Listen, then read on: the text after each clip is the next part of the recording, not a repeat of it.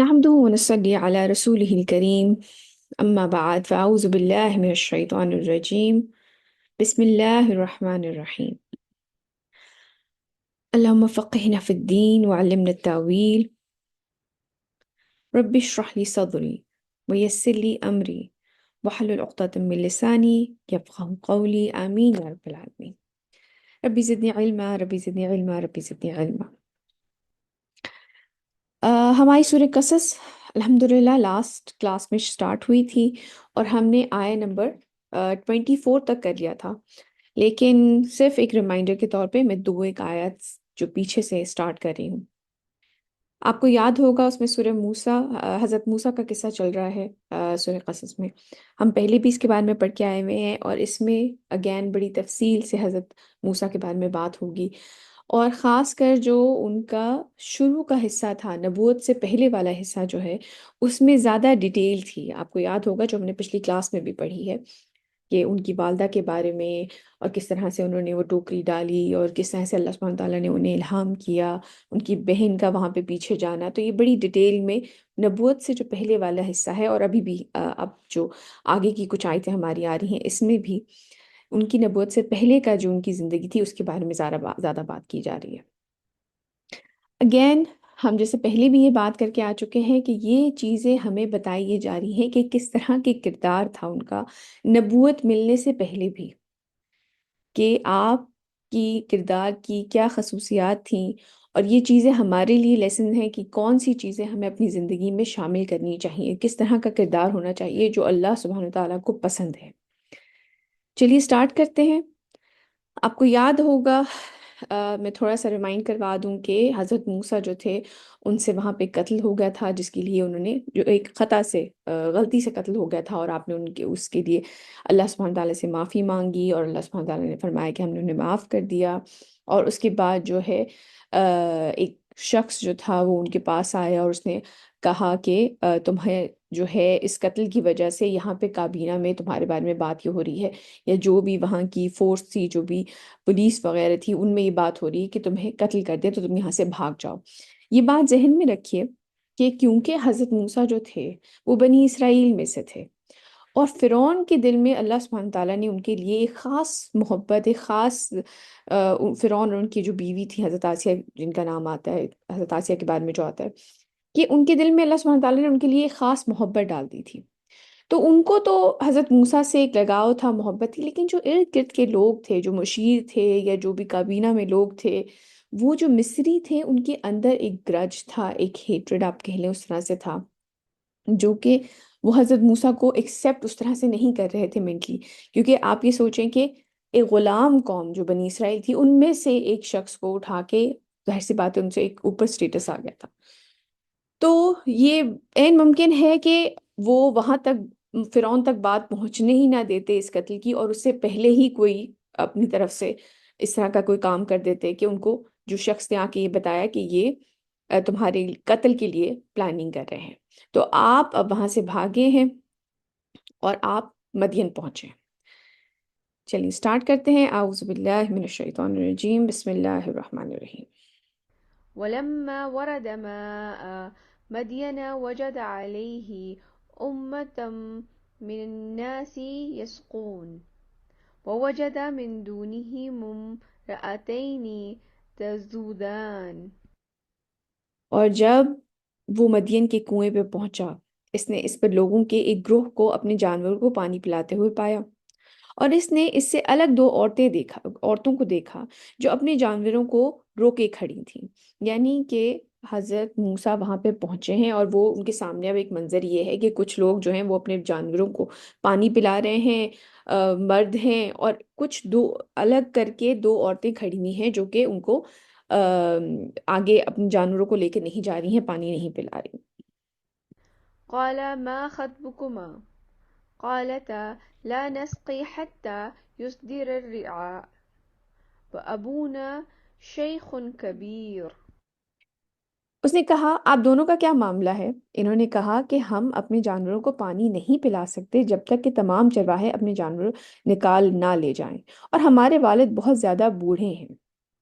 آپ یہ دیکھیں، یہ بات ہمیں بتائی جا رہی ہے کئی دفعہ فیملیز میں اس طرح کے حالات ہو جاتے ہیں، والد ضعیف ہیں یا بیمار ہیں، گھر میں کوئی اور مرد نہیں ہے اور عورتوں کو باہر نکل کے کام کرنا پڑ رہا ہے مجبوری۔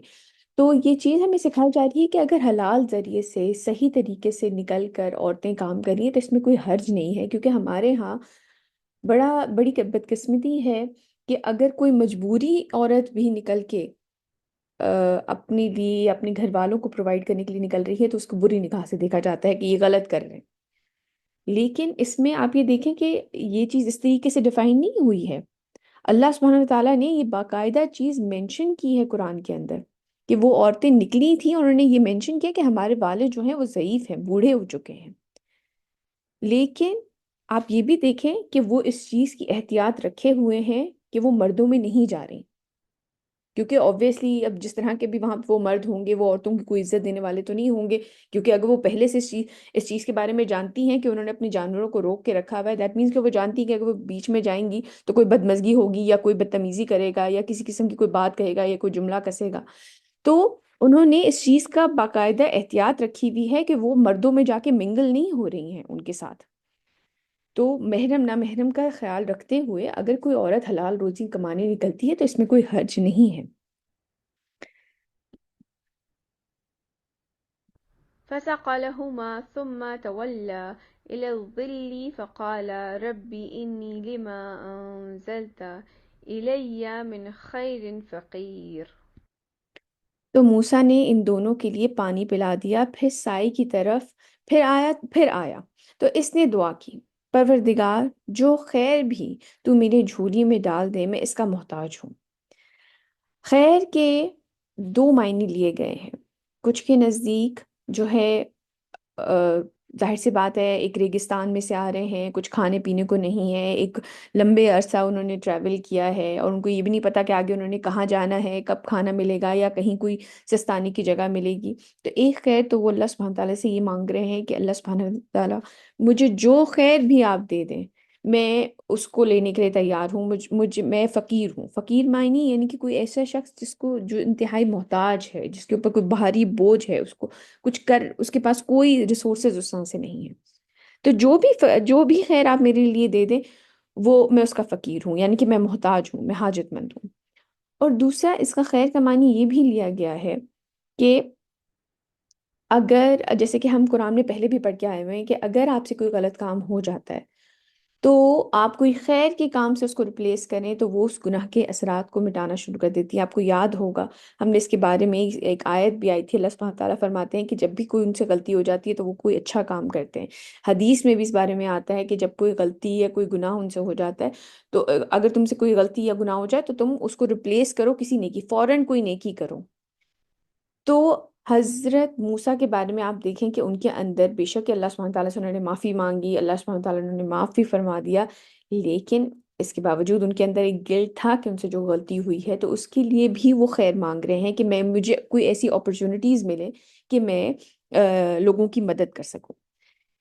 اس چیز کو ذہن میں رکھیں کہ کئی دفعہ ہم لوگ بہت سے تکلفات میں پڑ جاتے ہیں، ہم اللہ سبحانہ تعالیٰ سے مدد مانگ رہے ہوتے ہیں، خیر مانگ رہے ہوتے ہیں، اور کبھی ہمارے سامنے اس طرح سے خیر آ بھی جائے، اس کے باوجود ہم پریٹینڈ یہ کرتے ہیں نہیں نہیں نہیں نہیں، بہت شکریہ، ہمیں نہیں چاہیے، ہمیں نہیں چاہیے۔ ہم بہت زیادہ تکلفات میں پڑ جاتے ہیں، حالانکہ ہمیں یہ سوچنا چاہیے کہ ہم نے اللہ سبحانہ تعالیٰ سے جو خیر مانگی ہے ہو سکتا ہے یہ اس کا جواب ہو۔ اگر کوئی آپ کی مدد خود سے اٹھ کے جا کر مانگنا غلط ہے، لیکن اگر کوئی آپ کو مدد آفر کر رہا ہے تو اس کو لینے میں کوئی حرج نہیں ہے، وہ ہو سکتا ہے اللہ سبحانہ تعالیٰ کی طرف سے ہو۔ ہمارے ہاں معاشرے میں بہت زیادہ ایگو کو یا تکلفات کو یا یہ آگے کی سوچ کے کہ اچھا یہ تو میں میرے اوپر احسان چڑھ جائے گا اور ایسا ہو جائے گا اور ویسا ہو جائے گا، یہ چیزیں سوچ کے ہم کئی دفعہ وہ خیر کو ٹھکرا دیتے ہیں۔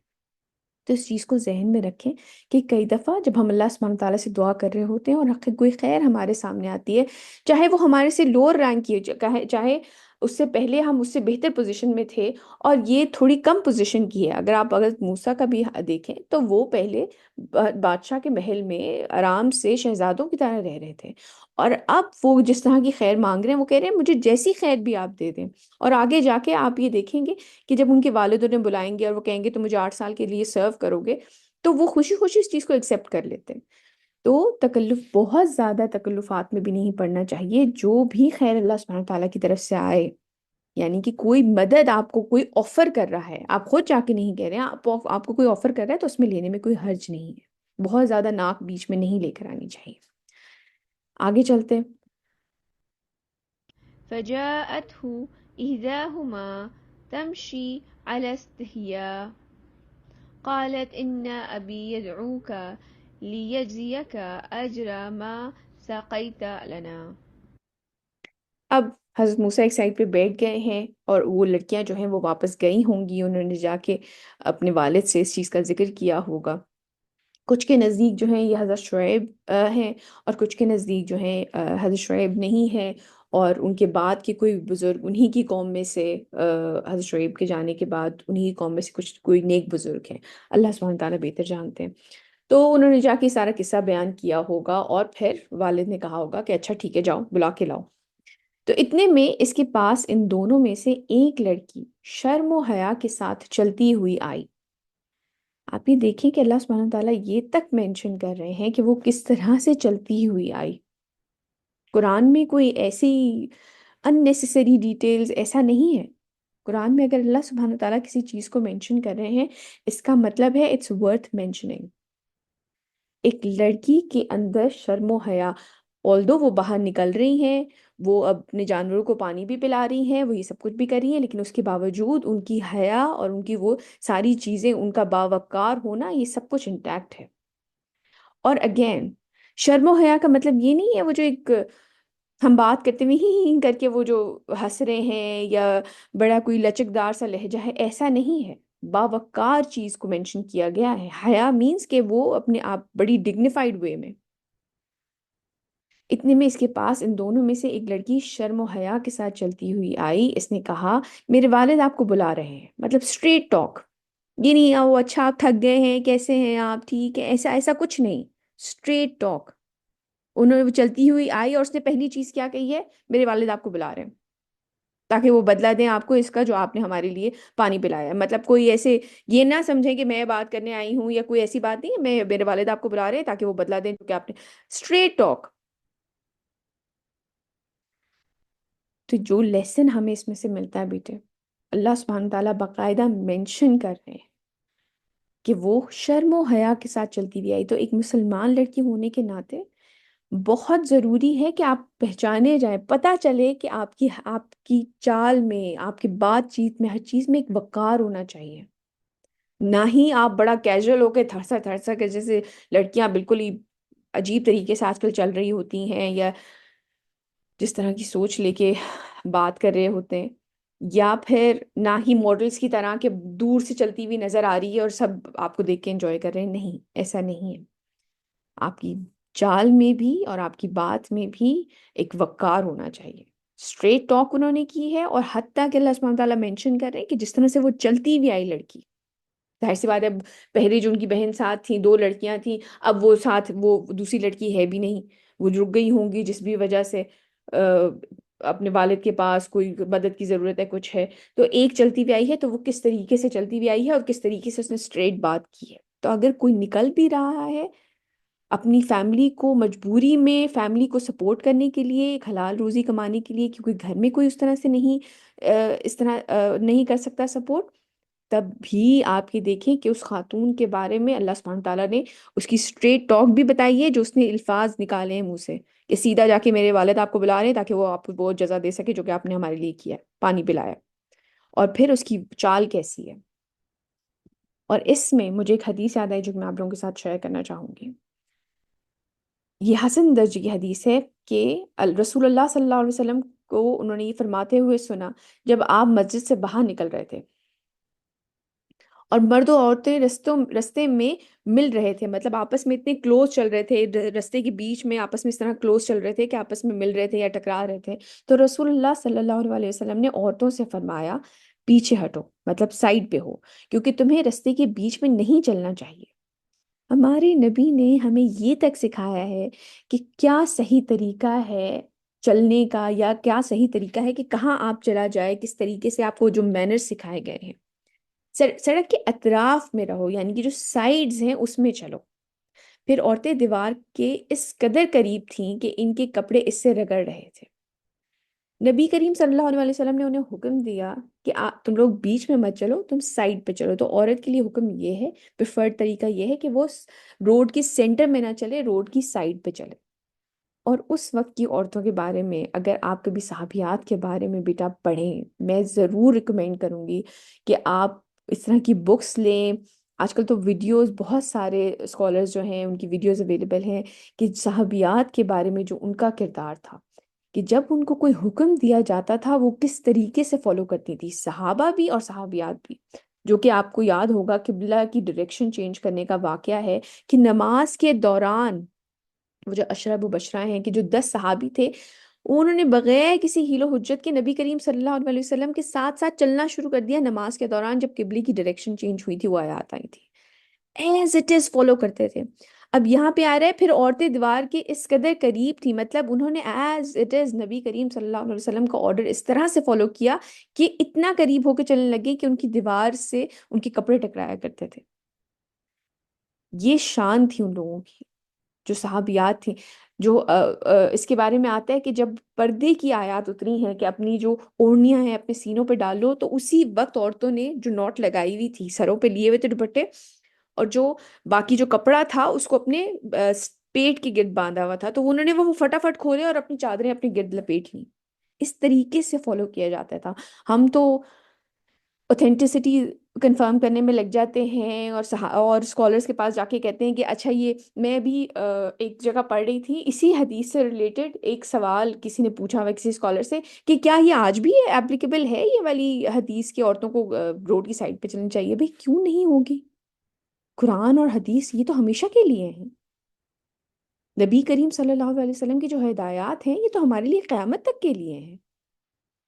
तो हम तो ये हीलो हुज्जत और ये सवाल खड़े करने शुरू कर देते हैं, हालांकि उस वक्त के जो सहाबी और सहाबियात थे, वो नबी करीम सल्लल्लाहु अलैहि वसल्लम की कही हुई बात को एक्स्ट्रा कॉन्शियस होके फॉलो किया करते थे।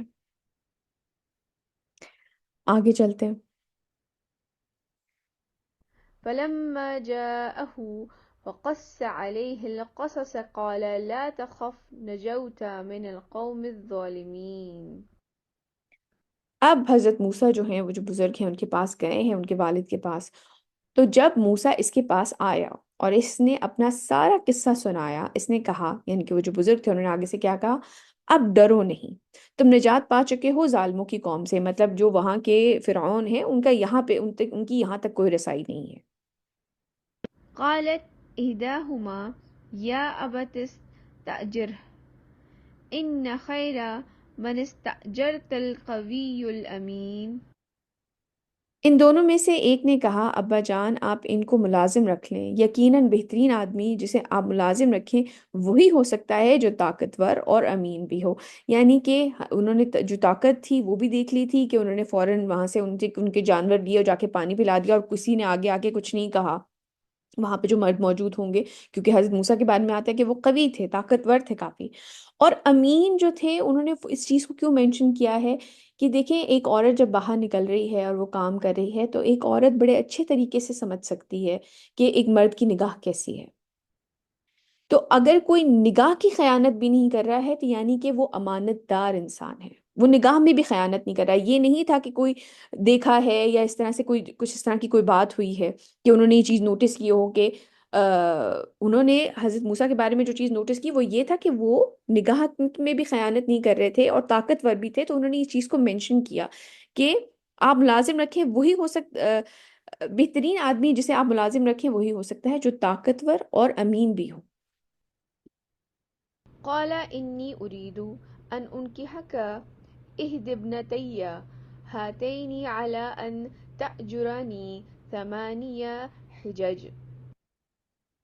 इसने मूसा से कहा कि मैं चाहता हूं कि अपनी इन दोनों बेटियों में से एक का निकाह तुम्हारे साथ कर दूं, इस शर्त पर कि तुम 8 साल तक मेरी मुलाजमत करो। आप ये देखें कि वो अपनी बेटी को उनके निकाह में भी दे रहे हैं, लेकिन इसके साथ साथ उन्होंने मेहर के तौर पे अपनी बेटियों की एक डिग्निटी रखी है। अपनी बेटी की डिग्निटी क्या रखी है, कि मैं इस शर्त पे तुम्हारे निकाह अपनी बेटी के साथ करूंगा कि तुम 8 साल तक मेरे साथ मेरे यहाँ पे मुलाजमत करोगे। तो जो मेहर है, अव्वल तो ये बात भी ख्याल रखना चाहिए इस चीज़ का, कि मेहर लड़की का हक होता है। لیکن آپ یہ دیکھیں کہ انہوں نے اپنی بیٹی کی ایک ڈگنیٹی رکھی ہے اس چیز میں، کوئی بہت زیادہ کوئی بھاری بوجھ بھی نہیں ڈالا جیسے کہ ہمارے ہاں ڈالا جاتا ہے۔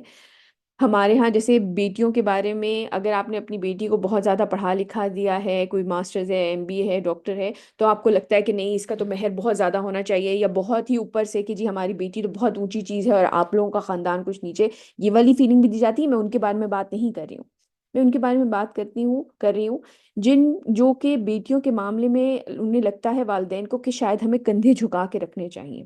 ایسا نہیں ہے، بیٹی ہو یا بیٹا ہو، یہ اللہ سبحانہ تعالیٰ کی نعمت ہے۔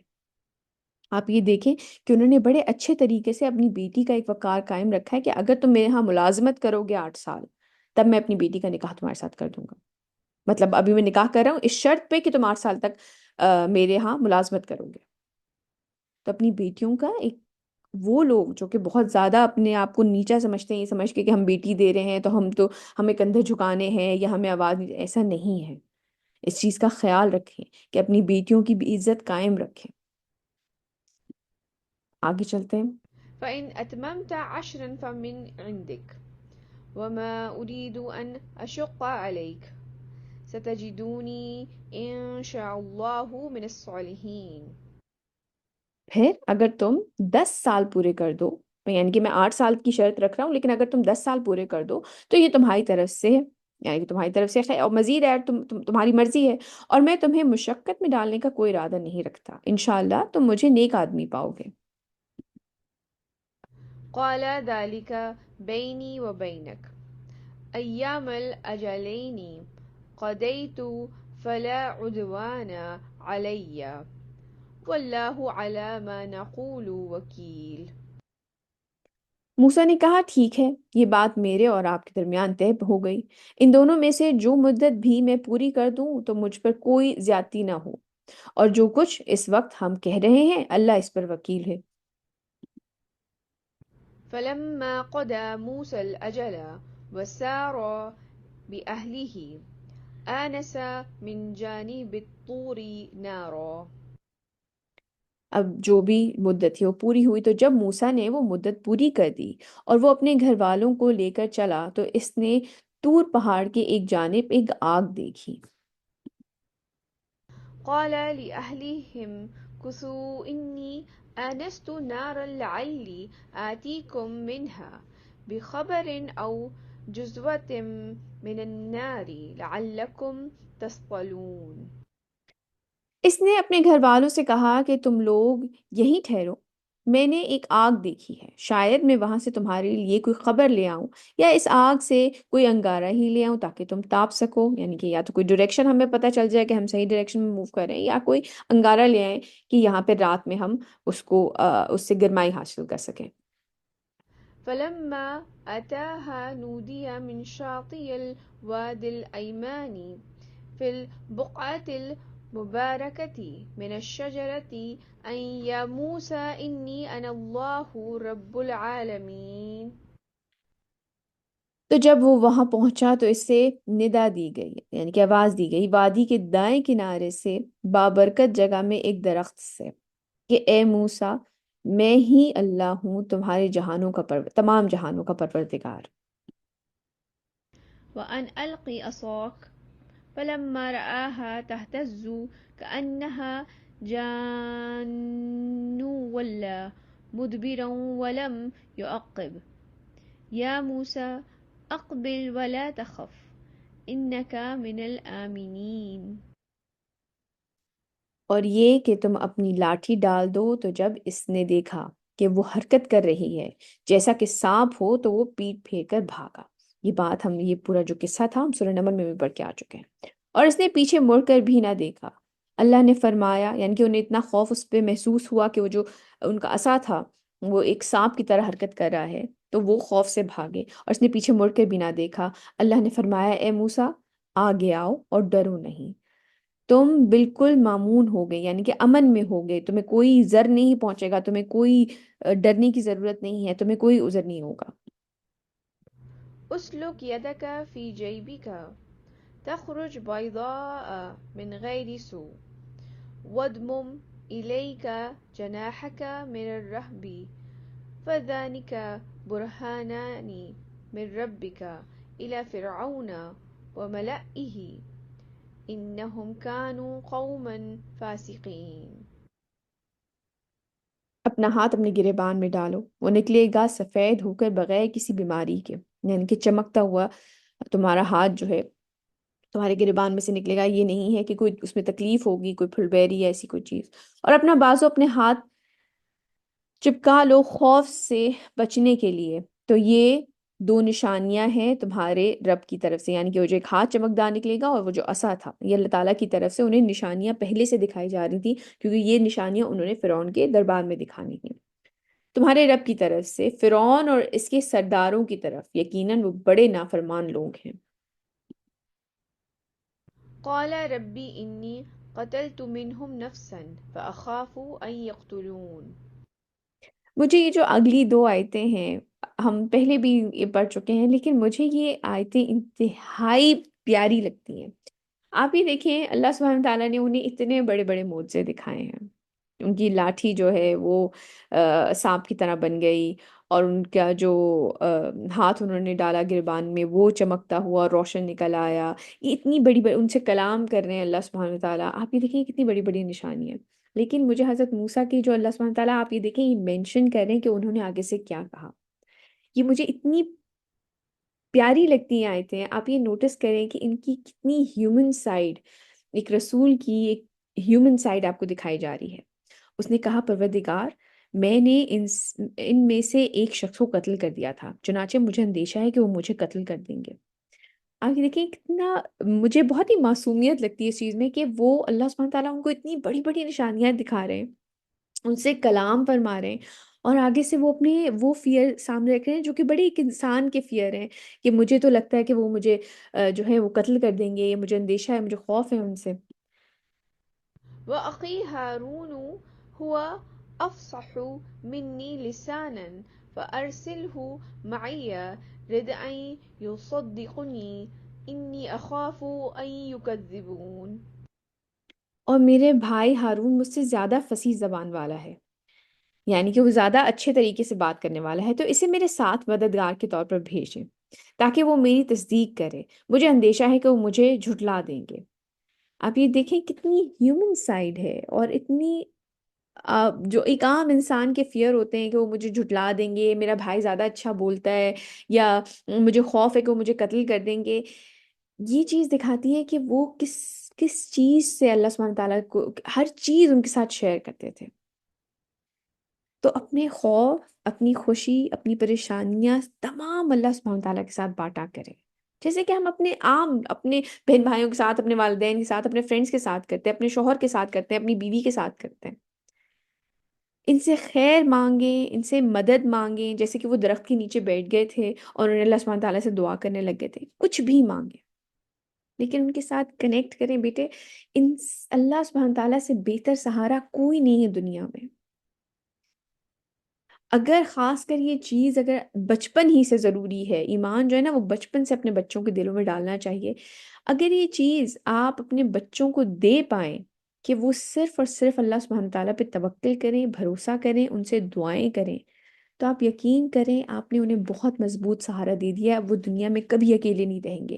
آپ دنیا میں موجود رہیں نہ رہیں، والدین کا انتقال ہو جائے، بہن بھائی نہ ہو، فرینڈز نہ ہو، کوئی نہ ہو، تو بھی آپ نے اتنا مضبوط سہارا تھام لیا ہے جب آپ نے اللہ سبحانہ تعالیٰ کے اوپر ٹرسٹ کیا ہے۔ ان سے بہتر سہارا، ان سے زیادہ مضبوط سہارا اور کوئی نہیں ہے۔ آپ یہ دیکھیں حضرت موسیٰ اپنا خوف بھی ان کے ساتھ شیئر کر رہے ہیں، ان سے خیر بھی مانگ رہے ہیں، ان سے دعائیں بھی مانگ رہے ہیں، ان سے مدد بھی مانگ رہے ہیں، ہر چیز اپنا، اور کہہ رہے ہیں میرے بھائی کو میرے ساتھ کر دیں۔ اور آپ یہ دیکھیں کہ ان کی زبان زیادہ صاف ہے، مجھے خوف ہے کہ وہ مجھے جھٹلا دیں گے، مجھے خوف ہے وہ مجھے قتل کر دیں گے، یا اللہ میری مدد کر دیں۔ ریگستان میں جب وہ نکلے ہیں، ہم نے پچھلی کلاس میں جو آیتیں پڑھی ہیں، ریگستان میں وہ نکلے ہیں تو وہ دعا کریں کہ انشاءاللہ میں صحیح جگہ پہنچ جاؤں گا، مجھے اللہ سبحانہ تعالیٰ میرے لیے صحیح جگہ مجھے پہنچا دیں گے۔ جی میں ناہل آپ کو شیئر کریں گی۔ میم مطلب مجھے اس میں یہی چیز مجھے اپنے لیے یہی لگ رہی ہے کہ لائک دیکھیں نا، جیسے ہم لوگ اسلام کو اسٹڈی کر رہے ہوتے ہیں، سمجھ رہے ہوتے ہیں کہ اب ہمیں یہی موٹیویشن مل رہی ہوتی ہے کہ یار جو ہم سیکھ رہے ہیں وہ ہم دوسروں تک پہنچائیں، لیکن جو بندہ یہ سوچتا ہے نا کہ یار اچھا میں نے جو سیکھا ہے میں دوسروں تک پہنچاؤں، لائک میں کافی ٹائم سے آپ سے بھی یہی کوشچن کر رہی تھی اور میں اسی چیز میں اسٹرگل کر رہی تھی کہ یار میں کسی کو کچھ بتا رہی ہوں لیکن مطلب میرے پہ ہر چیز امپلیمنٹ تو نہیں ہو رہی، وہ میں ہر چیز اپنے اوپر امپلیمنٹ کر رہی ہوں کہ بھائی جو میں نے سنا سے پڑھا میں وہ سارا کچھ اپنے اوپر امپلیمنٹ کروں پھر میں دوسروں کو بتاؤں، اور یا میں مجھے ہر وقت یہ آتا تھا کہ میں نے تو یہ غلطیاں کی ہوئی ہیں تو میں لوگوں کو کیوں بتاؤں، اگر کسی کو میرے بارے میں پتا چلے کہ میں پہلے ایسی تھی اور اب میں ایسی ہوں تو کیا رہ جائے گی میری ویلو کہ یہ بھائی یہ بندی اپنے آپ کو پتہ نہیں کیا شو کرا رہی ہے، تو وہ چیز مجھے ابھی ادھر نظر آئی کہ کس سے خوبصورتی سے جب انہیں اتنا سارا اللہ تعالیٰ نے علم بھی دیا اور معجزات بھی دیے، اس کے بعد انہوں نے اللہ تعالیٰ کے سامنے اپنی وہ ساری انسیکیورٹیز بھی رکھ دی کہ اللہ مجھے ایگزیکٹ یہ چیزیں مجھے وہ کر رہی ہیں کہ ڈی بہت موٹیویٹ کر رہی ہیں نا، تو اپنی آپ انزائٹی وہ ڈپریشن یا بالکل جی جی یس جی جی، تو وہ اللہ تعالیٰ نے اب جب انہوں نے اور میں نے بھی یہ چیز ایکسپیرینس کی کہ جب ایسے وہ اپنی انسیکیورٹیز اللہ کے سامنے رکھ دیتے ہیں نا، پھر آپ کو ہوتا ہے کہ اب دنیا مجھے جو مرضی کہے، میں نے اپنے رب کو بتا دیا ہے نا کہ میں میرے اندر یہ فلاز ہے، ہر انسان پرفیکٹ نہیں ہوتا، تو آپ کو دلی اور دماغی سکون مل جاتا ہے اور آپ ڈپریشن اور ان چیزوں سے بہت زیادہ بندہ دور ہو جاتا ہے۔ الحمد تھینک للہ یو۔ بالکل بالکل صحیح بات کی آپ نے۔ اور اگین دعائیں مانگنا اللہ تعالیٰ سے جو ہے نا، یہ آپ ہر چیز اپنا دل کھول کے رکھ دیں، اپنے فیئرز ہیں یا اپنی کوئی خوشی ہے، یہ ہوا آپ بات کریں اللہ تعالیٰ، اللہ سبحانہ تعالیٰ سے۔ مجھے دعا پہ ابھی ایک قصہ یاد آیا جو کہ میں نے بھی ریسنٹلی یہ قصہ سنا ہے، کہ ایک عورت کے بارے میں ہے کہ اس نے اللہ سبحانہ تعالیٰ سے جو ہے اس نے رمضان آیا اور اس نے جو ہے اللہ سبحانہ تعالیٰ سے دعا کرنی شروع کی۔ پہلے رمضان شروع ہوا تو اس نے اللہ سبحانہ تعالیٰ سے جب روزہ کھلنے لگا تو اس نے یہ دعا کی کہ اللہ مجھے ایک گھر عطا کر دیں نہر کے پاس۔ تو وہ عورت جو ہے وہ ریاض میں رہتی تھی، تو اس نے جو ہے اس کے گھر والے نے آمین کہا لیکن وہ ہنسنے لگ گئے، ساتھ میں اس کا جو شوہر تھا اس نے کہا کہ تم ہنس کیوں رہے ہو؟ تو اس نے کہا کہ تم ریاض میں بیٹھی ہوئی ہو، ریگستان ہے یہ، اور تم اللہ تعالیٰ سے یہ دعا کر رہی ہو کہ مجھے گھر عطا کر دے نہر کے پاس، مطلب یہ کیسے ممکن ہے؟ تو اس نے کہا کہ اللہ سبحانہ تعالیٰ تو فرماتے ہیں کہ مجھ سے مانگو اور میں تمہیں عطا کرتا ہوں، تو میں تو مانگ رہی ہوں دعا اور آپ میں انشاءاللہ مجھے میرا رب دے گا۔ پورا رمضان وہ یہ جو ہے دعائیں کرتی رہی، عرب عورت تھی، یہ پورا رمضان دعائیں کرتی رہی، اس کے بعد اس نے شوال کے روزے رکھے، اس میں بھی اس نے یہ دعا کرتی رہی۔ جب یہ اس نے روزے رکھ لیے، اس کے بعد کچھ دنوں کے بعد اس کے شوہر جو وہ باہر گیا تو اس کو ایک شخص ملا، اس کا نیبر ملا، تو اس شخص نے ان کو بلایا اور انہوں نے سلام دعا کے بعد کہنے لگے کہ میں آپ کو کچھ دینا چاہتا ہوں اور آپ پلیز انکار مت کریے گا، آپ میرے ساتھ اتنے اچھے ہیں اور آپ ہمارا اور ہماری فیملی کا بڑا خیال رکھتے ہیں، تو میں آپ کو کوئی گفٹ دینا چاہتا ہوں اور پلیز انکار مت کریے گا۔ اور گفٹ یہ تھا کہ اس نے کہا کہ میرے پاس دو گھر ہیں، ایک میں تو میں رہتا ہوں، دوسرے کی مجھے ضرورت نہیں ہے، تو میں وہ گھر آپ کو گفٹ کرنا چاہتا ہوں۔ اور اس شخص نے کہا کہ آپ پلیز انکار مت کریے گا، وہ گھر میں آپ کو آپ کے نام کر رہا ہوں۔ وہ بڑے خیر وہ حیران بھی ہوئے اور خوش بھی ہوئے، اس نے گھر اس کے نام کر دیا اور وہ جا کر اس گھر میں شفٹ ہو گئے۔ اچھا، اب وہ جو عورت تھی اس نے کہا کہ میری آدھی دعا قبول ہوئی ہے، میں نے گھر مانگا تھا، اللہ سبحانہ تعالیٰ نے مجھے گھر دے دیا لیکن نہر نہیں دی۔ تو وہ کسی عالم کے پاس گئی، شیخ کے پاس اس بات گئی اور اس نے جا کے ان سے کہا کہ میں نے اللہ سبحانہ تعالیٰ سے پورے رمضان یہ دعا مانگی ہے اور مجھے جو ہے آ، گھر تو اللہ سبحانہ تعالیٰ نے عطا کر دیا لیکن مجھے یہ چیز عطا نہیں کی، نہر نہیں ہے اس کے پاس۔ تو انہوں نے جو شیخ تھے انہوں نے کہا سبحان اللہ، یہ اللہ تعالیٰ کی بہت بڑی بلیسنگ ہے آپ کے اوپر، اور اچھا مجھے صرف یہ بتائیے کہ کیا آپ کے گھر کے پاس مسجد ہے؟ تو انہوں نے کہا ہاں مسجد تو بالکل ساتھ جڑی ہوئی ہے گھر کے۔ تو انہوں نے کہا سبحان اللہ۔ انہوں نے کہا دیکھیں، جس طرح نہر آپ کے کپڑوں کے داغ دھبے میل آپ کے ہاتھ چہرے اس طرح اس کو صاف کرتی ہے، اسی طرح جو مسجد ہے وہ آپ کے گناہوں کو صاف کرتی ہے، آپ کے گناہوں کو دھو دیتی ہے۔ جب آپ وہاں پہ جاتے ہیں، وہاں پہ نماز پڑھتے ہیں، وضو کرتے ہیں تو وہ آپ کے گناہوں کو دھوتا ہے وہ چیز۔ تو مسجد کا ساتھ ہونا ایسے ہی ہے جیسے کسی نہر کا، نہر میں آپ اپنے اپنے کپڑے یا اپنے چہرہ یا کوئی چیز ایسے دھوئیں گے، مسجد ایک وہ سورس ہے جہاں پہ جا کر آپ اپنے آپ گناہ دھو سکتے ہیں۔ تو کئی دفعہ اللہ سبحانہ تعالیٰ ہماری دعائیں قبول کرتے ہیں لیکن کسی اور شکل میں ہو رہی ہوتی ہیں. تو اس لیے اللہ سبحانہ تعالیٰ سے میم جی جی بتائیے. ہیلو. جی میم، مجھے یہ پوچھنا ہے کہ میرے بھائی ہے نا، ہم جہاں رہتے ہیں اپارٹمنٹ میں، وہاں نیچے مسجد ہے نا، ہوں اپارٹمنٹ میں ہی بنی ہوئی نا. تو میرے بھائی موسٹلی جو ہے نا صبح فجر کی نماز کے لیے نا وہ مسجد نہیں جاتے، مطلب گھر میں ہی پڑھ لیتے ہیں. تو ہوں. جس طرح آپ بتا رہی ہیں کہ مسجد میں جو ہے وہ اگر نماز پڑھنے سے گناہ سارے دھل جاتے ہیں، تو حدیث میں بیٹا جب م- آپ وضو کرتے ہیں تو آپ کے میرے گناہ دھل جاتے بھائی تو مسجد بھی قریب ہے پھر بھی نہیں جا پاتے. تو جی میم. ہیلو. ہیں. میں کہہ رہی ہوں یہ تو حدیث میں ہے کہ جب آپ وضو کرتے ہیں تو آپ کے اعضاء سے جس طرح میل اترتا ہے اس طرح آپ کے گناہ جھڑ جاتے ہیں. تو میم میں اپنے بھائیوں کو کہتی بھی ہوں کہ آپ مسجد میں جا کے پڑھیں نا نماز، تو وہ تھوڑا کہتے ہیں صبح صبح ٹائم نہیں جایا جاتا ہے کچھ بھی. تو اب میں ان کو یہ چیز بتاؤں گی ضرور کیا بتائیے، مطلب گھر ضرور شیئر کی ہے. کریے. بالکل. آپ کہتے ہیں نا جن کے نیچے ندیاں بہ رہی ہوں گی جیسے جنت کے، تو آپ کے تو ماشاءاللہ آپ جہاں پہ رہ رہی ہیں اس کے نیچے ایک گناہ صاف کرنے کی نہر ہے. ہاں میم، مسجد ہمارے نیچے ہی ہے اپارٹمنٹ کے. ماشاءاللہ. اللہ تعالیٰ برکت دے. چلیے آگے چلتے ہیں. قال سنشد عدودك بأخيك ونجعل لكما سلطانا فلا يصلون إليكما بآياتنا أنتما ومن اتبعكما الغالبون. اللہ نے فرمایا ہم تمہارے بازو کو مضبوط کریں گے تمہارے بھائی کے ذریعے سے. مطلب جو انہوں نے دعا کی کہ میرے بھائی کو میرے ساتھ بھیج دیں، تو اللہ سبحانہ تعالیٰ فرما رہے ہیں ہم تمہارا بازو مضبوط کریں گے تمہارے بھائی کے ذریعے سے، اور ہم تم دونوں کے لیے ایسا روپ پیدا کر دیں گے کہ وہ تمہیں ہاتھ نہیں لگا سکیں گے. اتنی امیزنگ. آپ یہ دیکھیں، ایک وقت وہ تھا کہ اللہ سبحانہ تعالیٰ نے حضرت موسیٰ جب وہ چھوٹے تھے اور جو فرعون کی بیوی تھی وہ لے کر گئی تھی فرعون کے پاس، تو اللہ سبحانہ تعالیٰ فرماتے ہیں کہ ہم نے اتنی ان کا چہرے پہ اتنی وہ محبت تھی کہ آپ جو ان کو دیکھتا تھا اس کو آپ سے محبت ہو جاتی تھی. وہ پیارا سا ایک چھوٹا سا بچہ. تو فرعون نے بھی جب دیکھا تو وہ اس چیز پہ مان گیا کہ ہاں ٹھیک ہے اس کو رکھ لیتے ہیں. ایک وقت وہ تھا کہ وہ ایکسٹریم لو ان کے چہرے پہ تھا.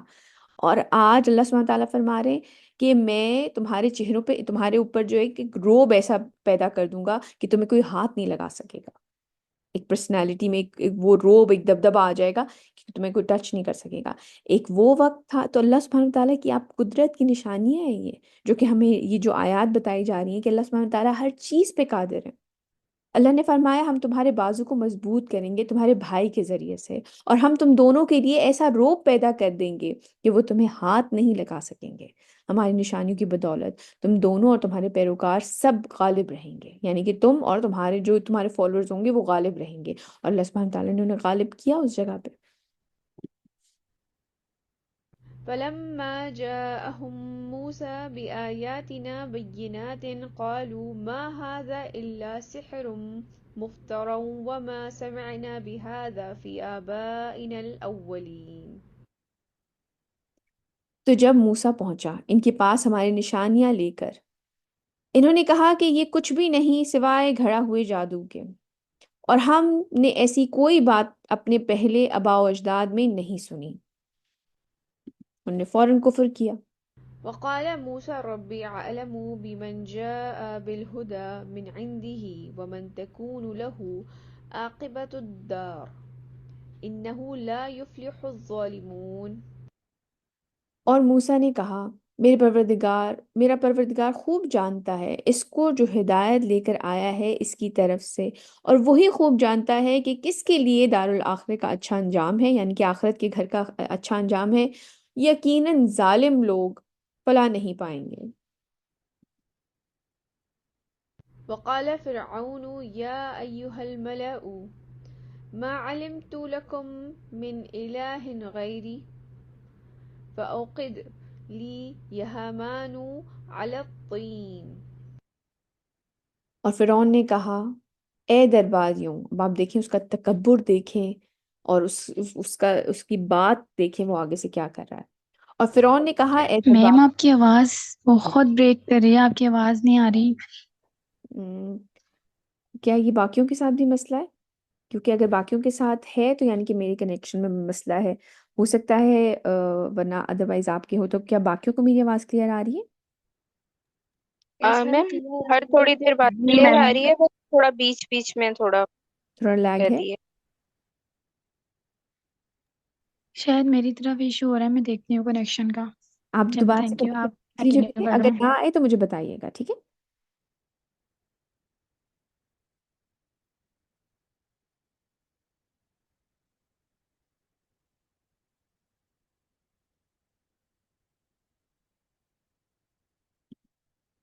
اور فرعون نے کہا اے درباریوں، میں تو اپنے سوا تمہارے لیے کسی معبود کو نہیں جانتا، مطلب میں ہی تمہارا خدا ہوں، تو اپنے آپ کو خدا کہنے لگا تھا۔ میں تو اپنے سوا تمہارے لیے کسی معبود کو نہیں جانتا، تو اے حمان، جو حمان اس کا درباری تھا، جو کنسٹرکشن کے لیے جو انچارج تھا، ذرا تم میرے لیے مٹی کی اینٹوں کو آگ سے پختہ کرو، یعنی کہ ایک ذرا اسٹرانگ سا ذرا اینٹیں بناؤ۔ فاجعل لي صرحا لعلي أطلع إلى إله موسى وإني لأظنه من الكاذبين۔ پھر میرے لیے ایک اونچا محل بناؤ تاکہ میں جھانک سکوں موسیٰ کے الہ کو، اعوذ باللہ، اور میں تو سمجھتا ہوں کہ وہ جھوٹا ہے۔ آپ یہ دیکھیں کتنا تکبر ہے اس شخص کے اندر۔ اور جو نبی کریم صلی اللہ علیہ وسلم کی ایک حدیث ہے، عبداللہ بن عمر رضی اللہ تعالی عنہما فرماتے ہیں کہ رسول اللہ صلی اللہ علیہ وسلم نے فرمایا، تم سے پہلے لوگوں میں سے ایک آدمی اپنے عمدہ لباس میں اکڑ کر نکلا، تو اللہ تعالیٰ نے زمین کو حکم دیا کہ اسے پکڑ لے، وہ قیامت تک اس میں دھستا رہے گا۔ آپ یہ دیکھیے کہ اللہ سبحانہ تعالیٰ نے اس کو کیا سزا دی ہے کہ وہ قیامت تک اس میں دھستا رہے گا۔ آگے چلتے ہیں۔ واستكبر هو وجنوده في الأرض بغير حق وظنوا أنهم إلينا لا يرجعون۔ اور زمین میں ناحق تکبر کیا اس نے بھی اور اس کے لشکر نے بھی، اور انہوں نے سمجھا کہ وہ ہماری طرف لوٹائے نہیں جائیں گے، یعنی کہ وہ پلٹ کے ہماری طرف نہیں آئیں گے، انہوں نے تکبر کیا۔ فأخذناه وجنوده فنبذناهم في اليم فانظر كيف كان عاقبة الظالمين۔ اور ہم نے پکڑ لیا اس کو بھی اور اس کے لشکر کو بھی، پھر ہم نے پھینک دیا انہیں سمندر میں، تو دیکھ لو کیا انجام ہوا ظالموں کا۔ وجعلناهم أئمة يدعون إلى النار ويوم القيامة لا ينصرون۔ اور ہم نے بنا دیا انہیں امام آگ کی طرف بلانے والا، یعنی کہ جو وہ کر رہے تھے، جو بات نہیں مان رہے تھے، کفر کر رہے تھے، تو وہ بیسیکلی ہیڈ ہو گئے نا ان لوگوں کے جو کہ آگ کی طرف بلانے والے ہیں، اور قیامت کے دن ان کی کوئی مدد نہیں کی جائے گی۔ وأتبعناهم في هذه الدنيا لعنة ويوم القيامة هم من المقبوحين۔ اور ہم نے ان کے پیچھے لعنت لگا دی، اس دنیا میں بھی اور قیامت کے دن وہ بہت ہی برے حال والوں میں سے ہوں گے۔ ولقد آتينا موسى الكتاب من بعد ما أهلكنا القرون الأولى بصائر للناس وهدى ورحمة لعلهم يتذكرون۔ اور ہم نے موسیٰ کو کتاب عطا فرمائی اس کے بعد کہ ہم نے پہلی جماعتوں کو ہلاک کر دیا تھا، یہ کتاب لوگوں کی آنکھیں کھولنے کے لیے تھی اور ہدایت اور رحمت تھی تاکہ وہ نصیحت حاصل کریں۔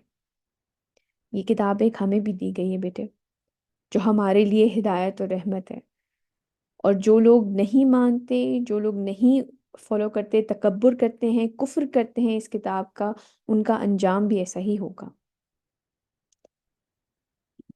آج کا ہمارا لیسن یہیں تک۔ آج کے ہم کی ایکشنز دیکھ لیتے ہیں۔ اللہ سبحانہ تعالیٰ بتا رہے ہیں، فرما رہے ہیں ہمیں یہ کہ وہ جو عورت تھی وہ کس طریقے سے چلتی بھی آئیں شرم و حیا کے ساتھ۔ تو ایک مسلمان لڑکی ہونے کے ناطے ہمیں باوقار اور باحیا طریقے سے چلنا چاہیے۔ ہماری بات چیت میں بھی جس طرح سے انہوں نے بات کی، اسٹریٹ ٹاک، کوئی ادھر ادھر کی بات نہیں، کوئی لچکدار بات نہیں، سیدھی بات، آپ کو میرے والد بلا رہے ہیں۔ تو اگر آپ کو کسی ضرورت کے تحت، کسی وجہ سے آپ کو نکلنا، کسی مجبوری کے تحت آپ کو نکل کے کچھ کام کرنا پڑتا بھی ہے، تو اپنی چال، اپنا وقار، اپنے بات چیت کے طریقے میں ہر چیز میں ایک ڈگنیٹی ہونی چاہیے۔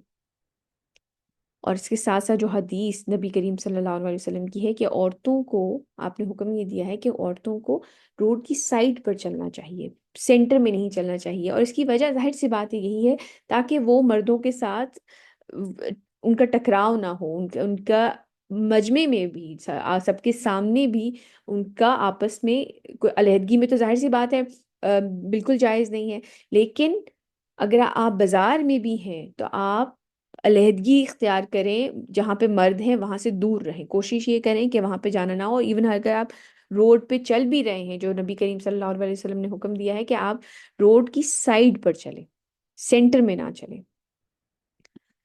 اس کے ساتھ ساتھ حضرت موسیٰ کے بارے میں جیسے کہ اللہ سبحانہ تعالیٰ نے ہمیں بتایا کہ وہ اپنے فیئرز بھی ان کے ساتھ شیئر کرتے تھے، ان سے مدد مانگ رہے ہیں، ان سے خیر مانگ رہے ہیں، مستقل ان سے کنیکٹڈ ہیں۔